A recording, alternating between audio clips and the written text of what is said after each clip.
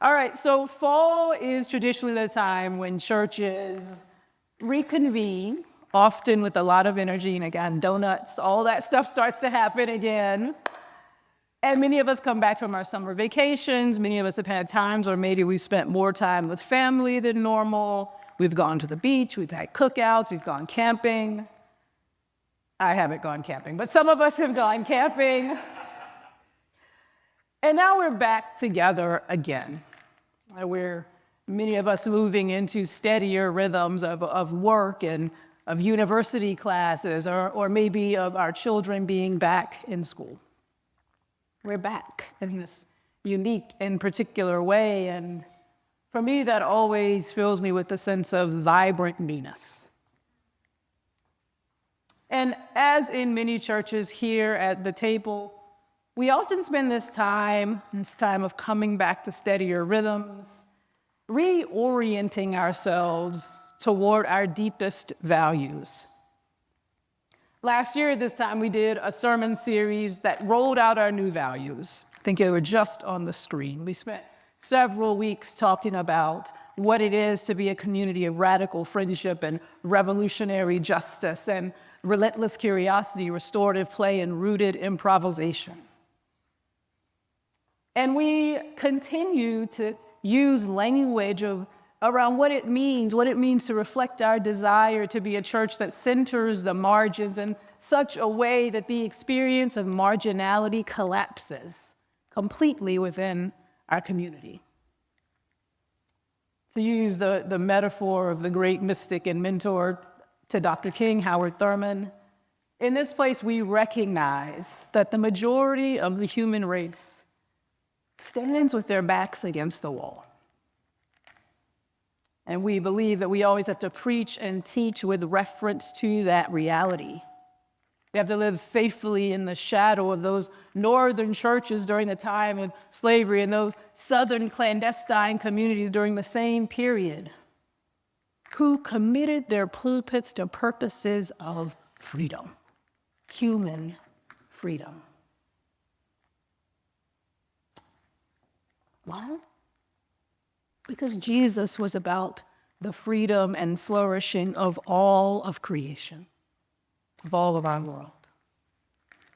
In our values and the language we use, we consistently commit to do theology in that way.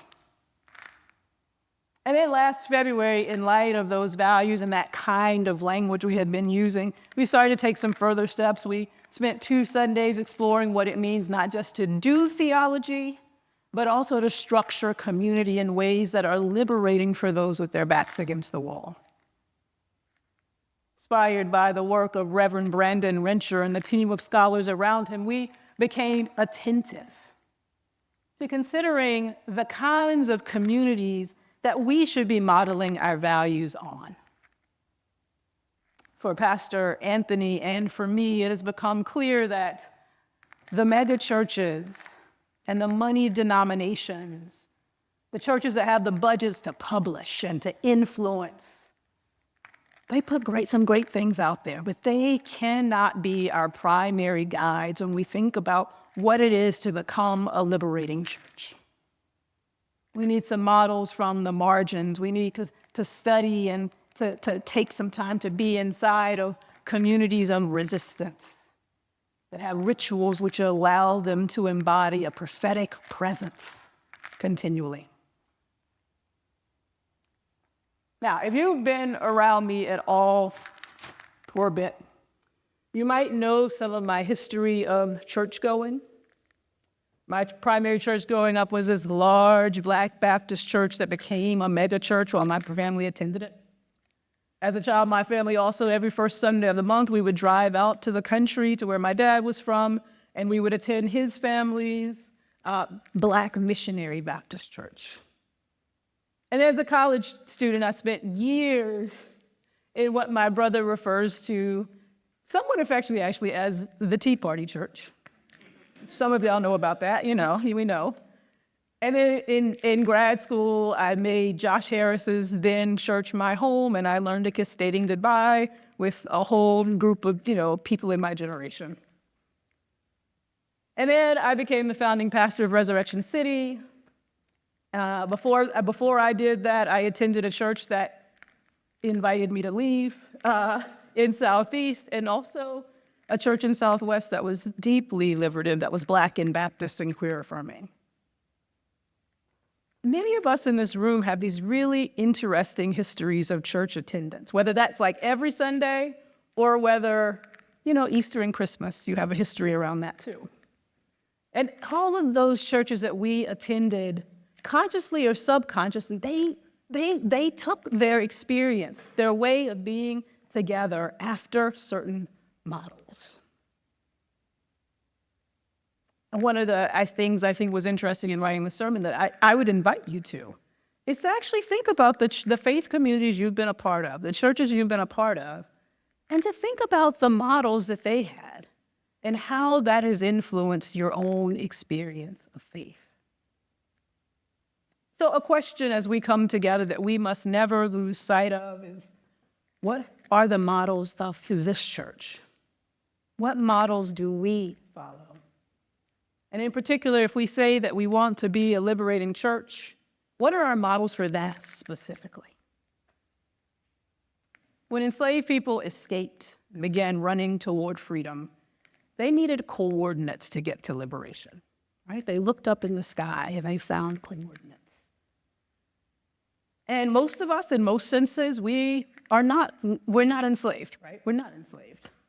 But we still need these kinds of coordinates in a world that is intent on pursuing power and domination in ways that are completely contrary to the way of Jesus. Now, hush harbors, I said this in February, those are my models. Those are one of the models I think that can be most helpful in our context to think about what we want to do as a liberating church. Hush harbors were these communities of enslaved people that would go out into the woods. They would escape the plantation for a little while, and they would worship among themselves. They would escape the master's gaze. They were these secret, illegal meetings out in the wilderness. I'm not going to read all that, but this is from the Reverend Brandon Rencher, so I'm just quoting a little bit of it. But yeah, there were these communities of political and personal transformation that blended their own cultures with what they knew to be true about Jesus. They were decolonizing communities. And I think that has to be our model, that we have to become this church model more deeply in those kinds of communities. Hush harbor communities. I think from communities such as that, we can take our coordinates.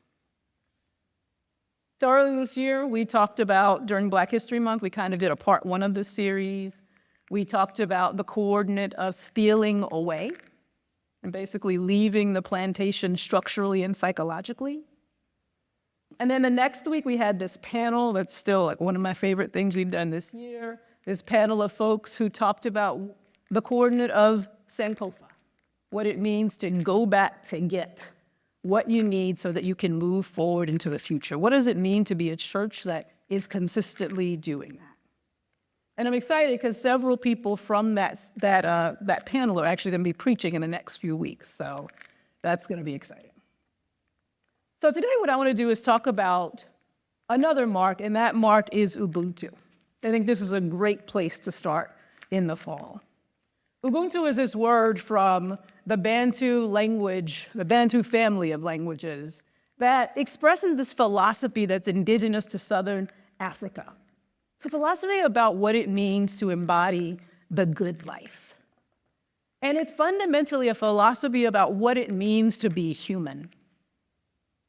The great Archbishop Desmond Tutu summed up the translation of Ubuntu as a person is a person through other persons.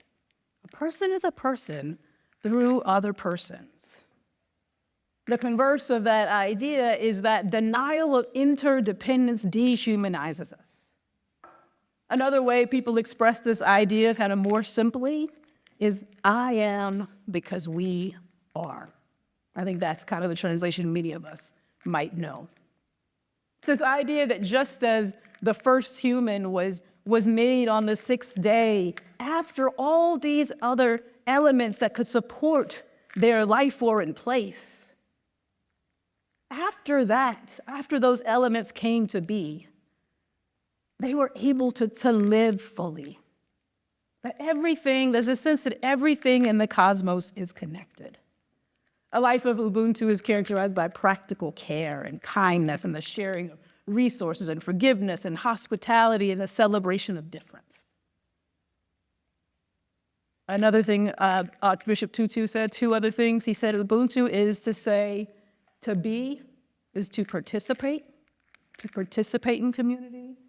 And he also said of this, that when we want to praise someone for displaying the highest level of humanness, we say, this one is a person. In other words, that this one has fulfilled their truest vocation, to be a person, to become more fully human. While independence and independence and striving have traditionally been the way of the Western world and, unfortunately, the Western church, embracing Ubuntu is this important way to become a more liberating church. All right, so that's some of the background on Ubuntu. And now I want to get into what never fails to astonish me is that so much of the wisdom that shows up in prophetic, liberative communities often is also reflected in the Bible. So we are going to turn to Genesis to explore this idea of Ubuntu and to explore some nuances of it. So let's go to Genesis 4, 1 through 16. It's on the screen, I think, yeah. Now, the man knew his wife, Eve, and she conceived and bore Cain, saying, I have produced a man with the help of the Lord. Next, she bore his brother Abel. Now, Abel was a keeper of sheep, and Cain a tiller of the ground. In the course of time, Cain brought to the Lord an offering of the fruit of the ground. And Abel, for his part, brought of the firstlings of his flock, their fat portions. And the Lord had regard for Abel and his offering, but for Cain and his offering he had no regard. So Cain was very angry, and his countenance fell. The Lord said to Cain, why are you angry, and why has your countenance fallen? If you do well, will you not be accepted? If you do not do well, sin is lurking at the door. Its desire is for you, and you must master it. Cain said to his brother Abel, let us go out to the field. And when they were in the field, Cain rose up against his brother Abel and killed him. Then the Lord said to Cain, where is your brother Abel? He said, I do not know. Am I my brother's keeper? And the Lord said, what have you done? Listen, your brother's blood is crying out to me from the ground, and now you are cursed from the ground, which has opened its mouth to receive your brother's blood from your hand. When you till the ground, it will no longer yield to you its strength. You will be a fugitive and a wanderer on the earth. Cain said to the Lord, my punishment is greater than I can bear. Today you have driven me away from the soil, and I shall be hidden from your face. I shall be a fugitive and a wanderer on the earth, and anyone who meets me may kill me. Then the Lord said to him, not so. Whoever kills Cain will suffer a sevenfold vengeance. And the Lord put a mark on Cain, so that no one who came upon him would kill him. Then Cain went away from the presence of the Lord and settled in the land of Nod, east of Eden. So you've got this story about two brothers. They're on probably a family farm. The oldest brother is doing what he should be doing. He's following his father's vocation of tilling the soil. He would have been the one to get the majority of the inheritance. And then you've got the older son, the youngest son, also doing what he's expected to do. He's caring for the sheep. Think of King David, right? The youngest is out in the field, caring for the animals. And then completely unprompted, they decide to give this offering to God, maybe out of love or obligation, but God actually doesn't ask for it. They just decide to go give it. And the younger son, his offering, Abel's offering, is accepted. The older son's is rejected. There is nothing in this story that tells us why that is. Like, people have tried to think about this from all these different angles. There's nothing in the story that tells us why there's a preference. We can guess, and only guess.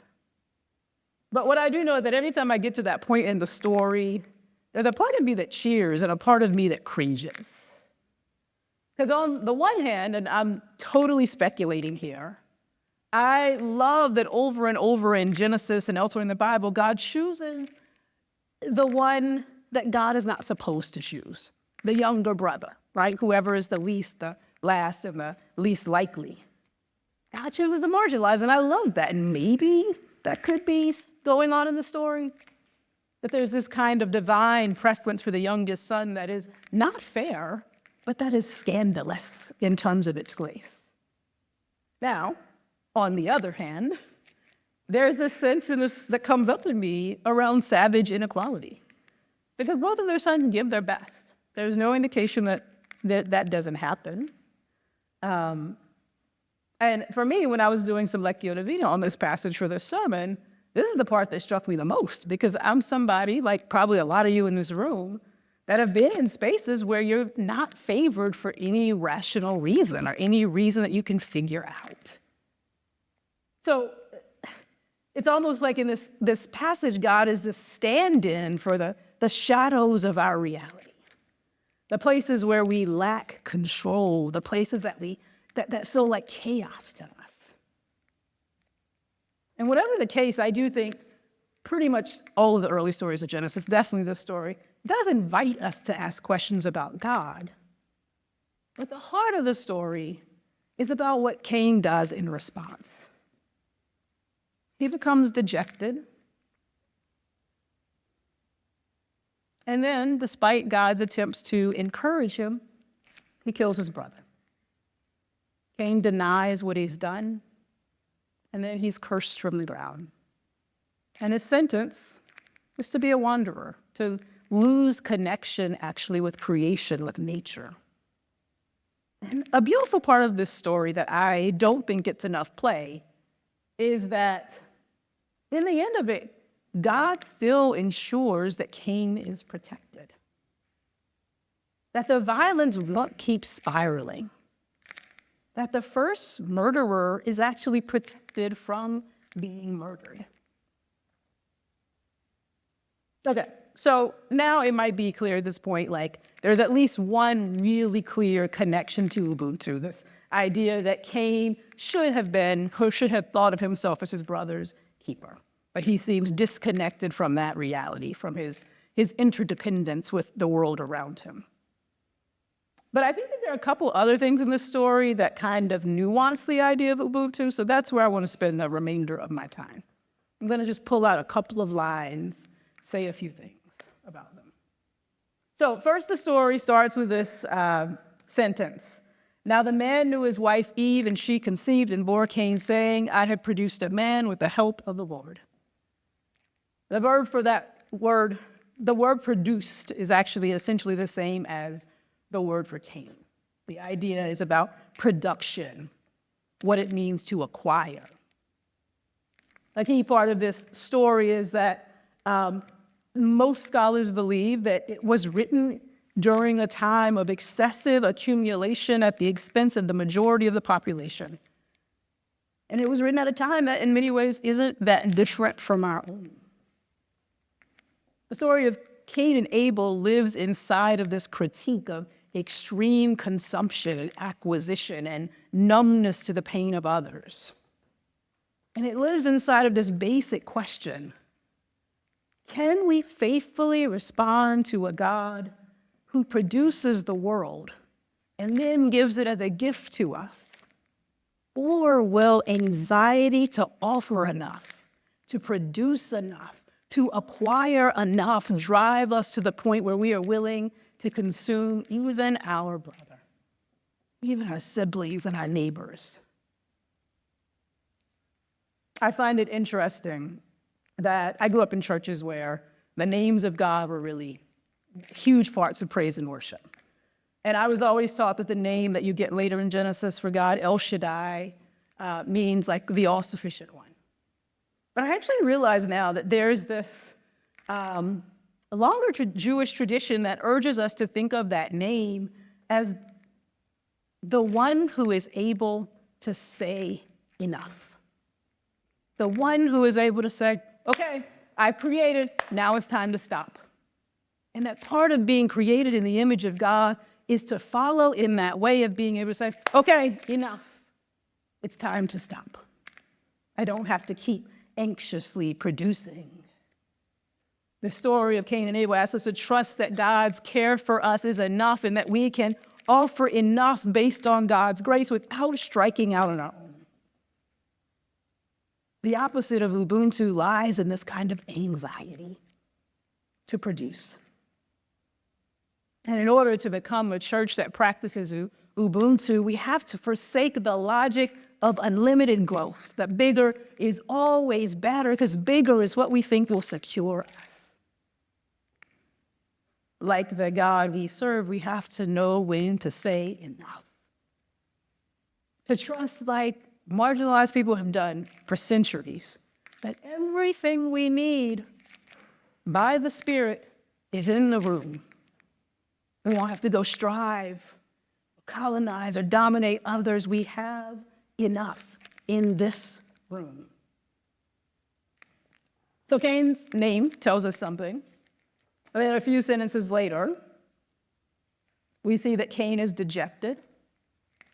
And God says to him, if you do well, will you not be accepted? And if you do not do well, sin is lurking at the door. Its desires for you, but you must master it. In revisiting the story, I realized that this is really the verse to meditate on. If you want to take this into your week, thinking about this sermon, this is the verse to sit with.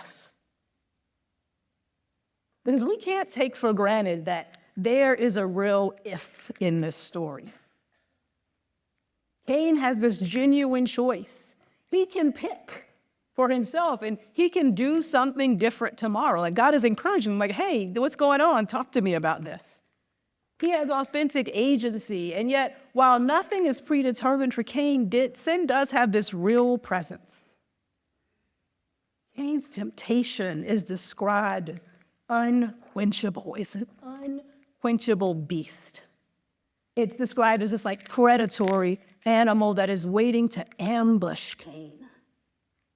But Cain can master it precisely because he is not a beast who follows his every desire. He is a person who has a vocation to say enough and to let his desire to lash out, to get revenge, to scapegoat, he can let all of that go. He can determine limits and exercise restraint. And at the heart of Ubuntu is this idea that every person is created in the image of God. If you study Ubuntu, there's actually this strain of thought that is about how humans are different from beasts in the same way that you see in the story. That in everyday actions, we can choose to become persons of passionate concern. That in your care, your decisions to share resources and our decisions to practice care for others, to forgive, to show hospitality, we become authentically human. But an important question, a practical question, I think, to always ask ourselves is, where are the battle lines of our temptation? Where are the battle lines of temptation drawn in our lives? Where have we fallen into habits that move against our humanity and interdependence with others? And we have to ask that same question as a church. When we are tempted away from radical interconnectedness and the people in the room, where are we tempted away from that? Where are we tempted away from radical interconnectedness as a church with the people in this city? Hard question. All right, finally, the most famous line in this story tells us something else critical about Ubuntu. Cain murders his brother, and God says to him, "Where is your brother?" And Cain says, "I don't know. Am I my brother's keeper?" Cain does what most of us do every single day. He chooses denial. Underneath these words is actually an accusation of God. That God's job was to be Abel's keeper, not his. Cain distances himself completely from the empowerment that just happened a few verses earlier, that you are authentically human, that what you do matters. And instead, he puts all the responsibility out there on God. He's unwilling to know when it comes to his brother. He is only willing to pretend. And that can so often be us when it comes to the hard things of the world that we don't want to know. Earlier this year, I saw this cartoon about the election. And the final panel of it said something like, "This year, you can choose to stay informed or to stay sane, but you can't have both." Yeah, and honestly, that pretty much is how I feel most of the time. I'm a person who doesn't have a ton of energy. I get overwhelmed by reading the news too closely, and I often feel like that, even outside of the election year. And yet this mark of Ubuntu calls us to be committed to continuing to know and keep our neighbor. It calls us to proximity and to conversation and to vulnerability. It calls us to pay attention. It's often at the heart of so much in the life of faith, to pay attention. And maybe that's not, let's be honest about this, to every piece of news or everything your neighbor down the street says. I think there can be healthy rhythms of engagement and disengagement. But I think that practice, that commitment to paying attention, can help us to not lead checked out lives. When I think about Ubuntu, there's this one story I want to share that I think it always comes up for me in my heart. It's in this book called The Myth of the American Dream, and it's D.L. Mayfield, the author, talking about her relationship with a neighbor. And this is what she says. "Several years into our friendship now, Miriam treats me like a younger sister. Her neighbor treats her like a younger sister. Recently, she noticed the new-to-us car my husband had purchased. A tiny, shiny vehicle with good gas mileage and a cheap price tag. My husband was so proud of this car. It was a sign of frugality. Miriam saw it differently. She had multiple children and no driver's license. Going to the grocery store for her was an immense undertaking, especially since we live in what is technically a food desert. Ever since she left her home country, she had been denied the simple pleasure of grocery shopping, of touching the food with her own hands. Now her husband got together with the other men and shopped once a week using long lists she wrote as a guide for what the family would eat. Miriam took one look at our little car and said, 'What? Did you not think of us when you brought this car?' Miriam shook her head. 'For someone with a big heart, you sure do like small cars.'" And I love that story because I think it highlights what knowing and keeping the brother really is. It makes clear what's at the heart of Ubuntu. It's not assumption about sort of an abstract common good, but it's action based on specific conversation and rootedness in the lives of our neighbors. We continue to live in a world of anxiety and disconnection that leads to violence. Just this week, Ashinur Egi was killed at a pro-Palestinian protest in the Israeli-occupied West Bank, adding to all of the atrocities being committed in that conflict, a conflict between brothers. This week, 4 people were killed in Georgia in yet another school shooting. The reality of our world is so far from this practice. And that the miracle of the story of Cain and Abel is that even after Cain gives into his anxiety through the pursuit of violence, the story isn't over. And that's true for us too, by the grace of God. Today is a day that we can choose to do well. In our own corner of the world, we can become more human and recommit to practices of self-restraint for the good of the community of creation. We can recommit to practices of knowing and keeping our siblings. And together we can become a more liberating church, identifying with all those who daily live with their backs against the wall. The story is not over. Amen.